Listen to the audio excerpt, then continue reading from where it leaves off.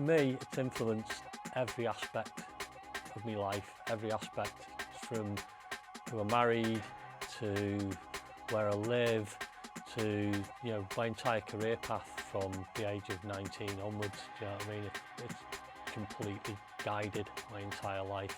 And I think the first acid house night I went to was the Trip in London when I was working for an indie band as a roadie, and they said, oh, now at the Hacienda you've got exactly the same thing going on there but better.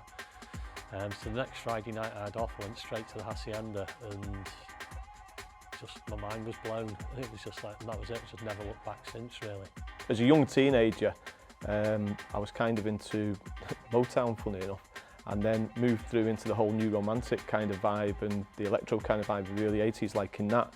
And then obviously them picking up in, like, before the whole Manchester thing took off, but the Happy Mondays, when you first discovered them, I know Paul was the same. We used to go and, like, we've seen the Happy Mondays with probably as many people in this room, you know, when they very first started, and that's kind of was the path that led to the Hacienda, because I went to see a gig with the Happy Mondays and James at the Ritz in Manchester, and it was just pure acid house before the Happy Mondays came on. My mate said, come to the Hacienda, you'll love it. That's just exactly what they're playing.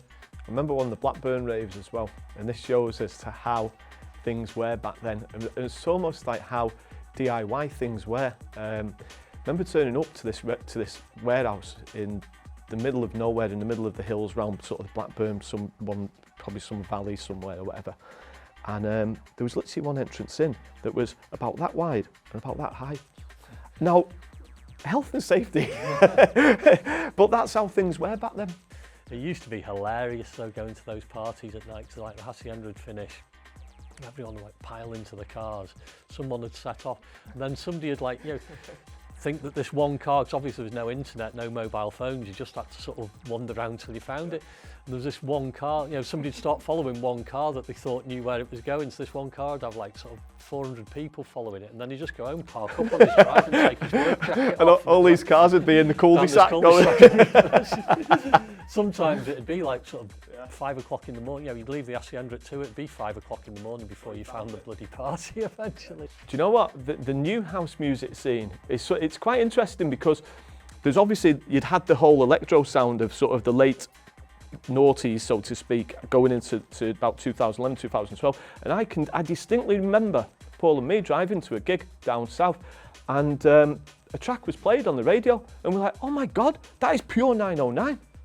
And we were blown away, and it was like, whoa, kids are starting to make house music again. Then obviously you had the whole disclosure thing where they'd had the parents, and yeah, so it's kind of that. It is, it's ace. I mean, the production values are the same, the vibes are the same. You know, you listen to what we've just done in the live stream now, do you know what I mean? A lot of the drum programming and stuff is exactly the same now as it was back then. You know, and the kind of music we were making in 1989, 1990, if you'd have said now that would still be the blueprint to this day for what, you know, people, you know, younger people are dancing to now. I'd have laughed at you 30 years on, you're joking. Yeah. But, you know, the essence of it is the same. The one thing I will say, you know, the production and the technology and stuff is obviously a lot better now, so you can make the tracks sound a million times better, but the vibe's still from the blueprint that we laid down all those years ago. I came across, I think I'll speak for both of us, we came across the Gio brand as punters rather than artists. I mean, when we first saw, you know, the stuff starting to appear in clubs and people starting to wear it, we had the sort of embryonic stages of the band, but we'd not actually released anything. So we came at it very much from a sort of punter's point of view. And we'd get the Hacienda. We were from a small town called Chester, which is like 40 miles down the road from the Hacienda. So it was like our big night out every Friday. We'd go up there every Wednesday and every Friday, actually. And then one week, we were already aware of, like, you know, these brothers from Manchester who were putting on illegal parties and doing Sweat It Out and Joy, which I actually went to.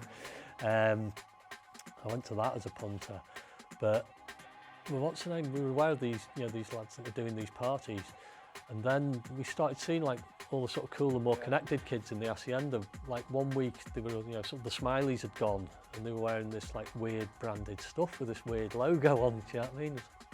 As usual, like, what's that? What's that all about? And then you'd go to Dry Bar on Oldham Street the next day, which obviously the same people that owned the Hacienda, you know, sort of designed and built.